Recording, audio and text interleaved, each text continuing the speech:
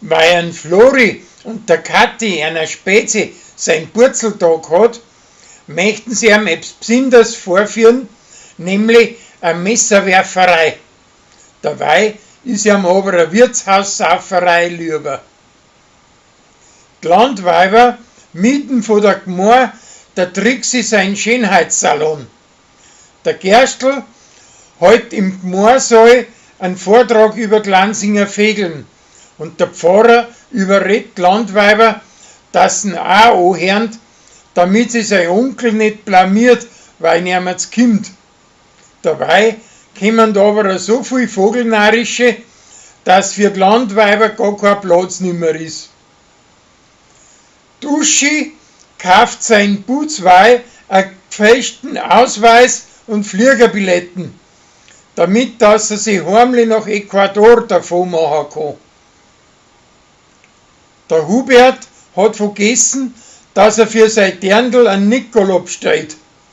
Der Gerstl möcht's machen, aber der Hubert sagt ihm aufs Gesicht zu, dass er für das nicht groß genug ist.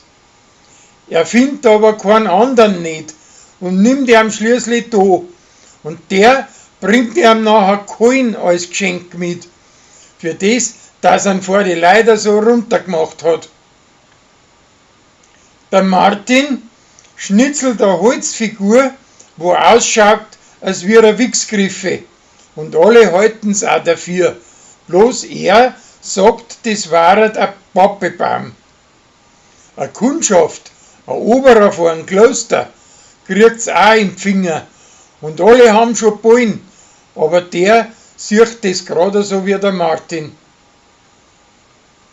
Der Roland möchte sein Hirber umbauen und muss sich für das mit seinem Burm und mit dem Zwiefel zusammenraffen und auch mit seinen Architekten aus dem Schwammland.